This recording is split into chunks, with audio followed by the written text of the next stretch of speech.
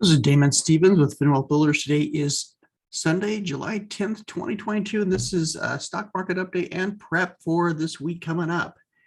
Should be a good week. Should get some additional details on direction. We have earnings kicking in as well, especially on Friday. We'll really start to hit heavy on earnings, which should help to set the tone and the direction for the market. It really gives an idea of whether companies are going to continue to perform well. And with low unemployment, continue to rally this market and get more bullish on the market, or if the market's going to see it negatively and the market comes down to new lows. So this week's a really important week, so definitely pay attention, stay in tune, and we'll try to bring that information to you as we get it. That way you can make informed decisions on your investing as we get into it. But let's look at what's going on in the market, see how we close out the week. You see on Dow Jones closed pretty much flat, across the board. It was pretty flat for the week here on Friday. You can see that though you had a lot of movement. So if you're a day trader or scalper, lots of opportunities as you hit these highs and lows throughout the day. It's a scalper's dream market right now, and it will continue to be until the market decides to get some legs here and get some direction. But also, you got to keep in mind, when do you start loading up on your long-term portfolio additional stocks? If you are sitting all in cash or partially in cash, when do you start to look at the bottom? So that's some things we need to take a look at. Earnings will hopefully help us kind of set the tone and let us know, where the market's going. So we know, do we have a bottom in here now at this time? And is this the time to start investing more of our long-term capital? Or do we just continue to work on the day trades and scalping for now as the market tries to get direction? So, but yeah, so Dow Jones closed down 0.15%, NASDAQ up 0.12%, and S&P 500 is basically, at 0.08 down. So the market's probably just waiting for the earnings is what my guess would be. Bank earnings will be coming out Friday. That'll probably, start to let us know, at least from a financial standpoint, which are leaders in the market, where the banks are sitting at. You can see here, scanner really didn't hit anything that we were interested in. We got a mix across the board. Tesla did really well. We have Google that's having a 20-to-1 split on the 15th of July. So the price of Google will come down, close to, pretty much between, depending on where it goes, 115, 120. Somewhere, around that range, possibly per share after the split's done. So that's something to look for this week as well, which could create some volatility in the market. Looking at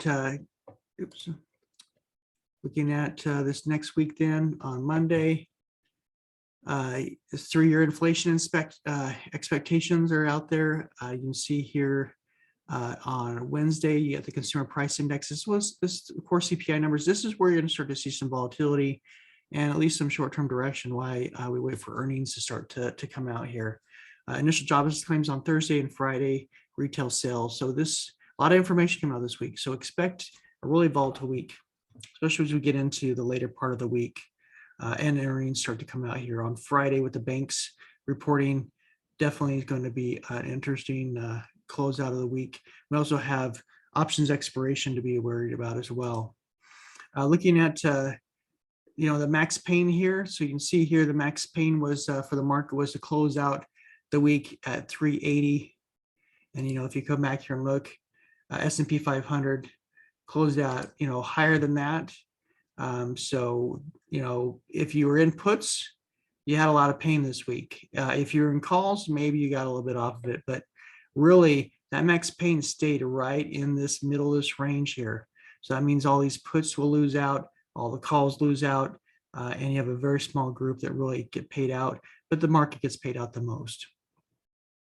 And that doesn't always happen, but definitely something to be aware of. So let's kind of look and see what this next week expects to, and we're going to go out. We'll go ahead and go out to Friday here. Go out towards the end of the week. And you see here quite a few people still shorting the market. So the market still thinks a lot. The market has room to come down. You can see the ratio is almost 2 puts for every call in the stock on the SPY. And max pain is 393, really, which It's higher than where we're at, a little bit higher than where we closed out the week and hit the high of the week. So max pain's 393. So that sticks us kind of up in this range here if we want to shut out a lot of these puts here. But there's a lot of people putting puts out here. But you see here also, this is kind of unusual to see these spikes here right at 400. See puts and calls coming in, and we'll probably see more as the week progresses, as Monday and Tuesday, as we review this. You'll probably see this probably spike up here, and this may be kind of the threshold at 400. If that's the case, and this max pain stays up in this area, this may be a very good payout for individuals on here. But a lot depends on, again, earnings, the core CPI numbers, information from the government on kind of where they see the economy. But right now, more bullish, looks like a more bullish week is expected than a bearish week, at least for this week, pre earnings. I'll look at the S&P 500 E-minis. This is like this real time here. So we got on the 15-minute chart. You can see here we've kind of bounced up here, 39.14. Found support down here at our lower deviation, back to the upper, back and forth. You can see great opportunities for scalpers or day traders.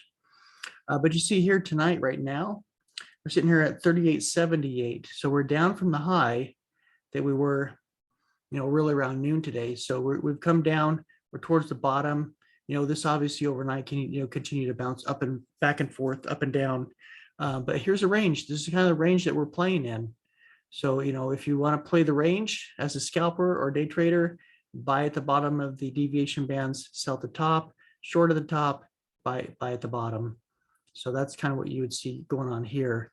But again, if we get a breakdown or breakout based on news or information or earnings later this week, you got to be cautious of that, because that will set the tone for a new trend.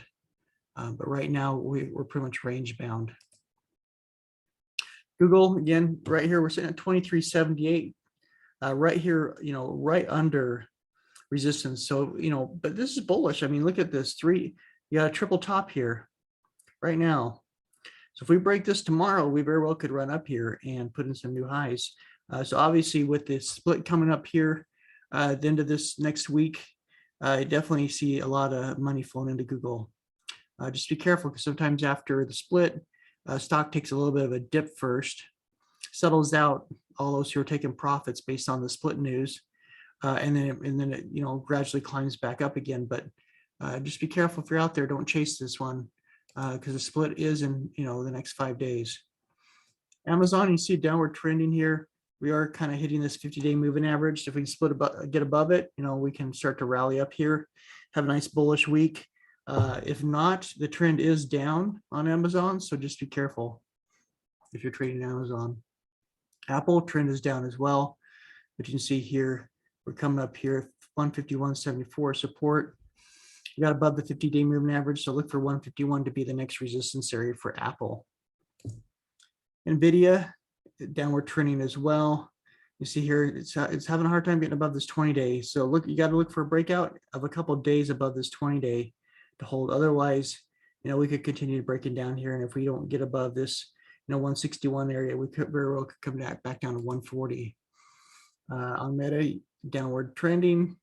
You see here resistance at the 50-day once, twice. We're above the 20-day here, so can it hold here and break up towards the 50? It's possible. If it breaks back down below this 169.74, look for more downside back to this support area and these lows. Tesla, very bullish movements right now.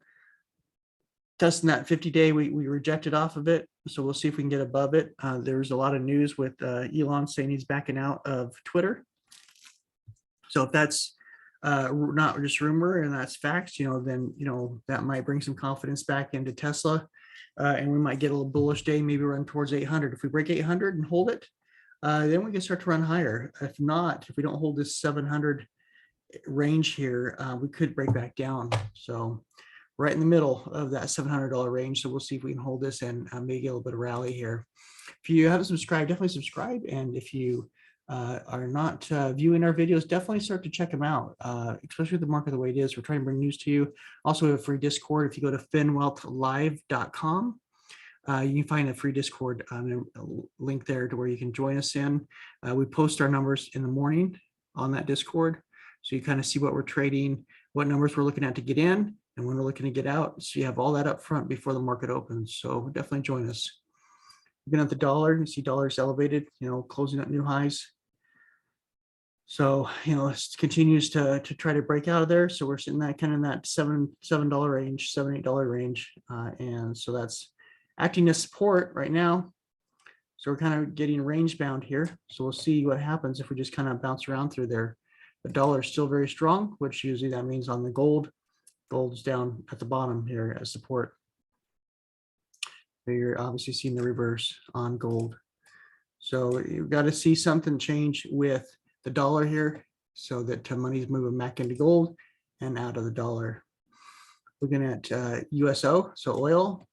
See, we kind of came down here almost towards tagging that 200, but we bounced out, got support. We're sitting at resistance. If we can break above 78.31, look for a rally back up towards the top of that candle, 81. The VIX, we broke through this wedge that we're in. We hit that 200, bounced off of it. So just be careful here. If we found support on the 200, we very well could bounce and start to run up, which means the market's going to come down. If we can hover and stay down here like we did before, where you kind of hover down here for a few days, then we could get a few day trades of a nice little rally. But just be careful because we are getting support, which means we could bounce back into this range. And if we do, the market's going to come down. SPY flat right now. You see this little wedge here that we're forming. But it's towards the bottom, so we very well could break down, find support down here at 387, maybe bounce off this 200-day and bounce back up again. If we break below the 200, look for us to start heading back towards lows. On the daily chart here, you can see we've been just trying to climb up here. We're above the 20-day moving average. Really got to get above 388 and hold it. If we break below and don't hold that 388, again, coming down to lows. On the weekly, we climbed up this candle almost to the top. But we're at resistance here. You can see here that was resistance down here on these candles. You got this big breakup candle. If we can get into this candle, which we're just below it, and hold, we could possibly run towards 409. If not, we might chase right back down this candle again and just be stuck in this little range bound area, which is very, very possible this week until earnings season really kicks in. So just be aware that, being range bound is a possibility. Triple Q, same thing. Could be very well range bound here. Trying to come up, got a double top here. Could get rejection, pull back here. If we can break through and hold, then we got to get above that $300 move and hold it there. Semiconductors, try to rally back up here off that low. Right on the 20-day, got to get above 211 here to get a rally going here. IWM, double top. You see all these stocks sitting right at resistance as we talked about last week or earlier last week. So just keep that in mind. Again, we've got to get above, this 50-day, 179 here to kind of rally up here. Financials, done again, resistance here at the 20-day. Got to get above it for a couple of days above this $32 level if we want to go towards 33. Healthcare, rocking it at resistance. So got to get above 131 and hold it so we can rally up towards 133, 134 this week. Energy stocks found support here, still below this candle, this first candle. So if we fail to get above this candle, we can't get above 71.25. Look for a retest back down here towards $69. Bitcoin, you see this nice little wave we got here. So it's just kind of stuck in a range, and it will be till we get some momentum here and maybe some direction on the market too. The market very well could help Bitcoin make a decision on what direction it wants to go. Same with Ethereum, same here, flat and in a range. So not a clear direction yet on Ethereum either. So that's our stocks, our cryptos, things we're looking at for tomorrow. We'll touch base tomorrow night, see how the trades went. Again, join us at finwealthlive.com for that free link down to our Discord. So you can join us. We'll post numbers for you to help you with your trades and give you some ideas of what we're trading. Love to hear back as well. Everybody have a great night. Have a safe trading day tomorrow, and we will talk to you later.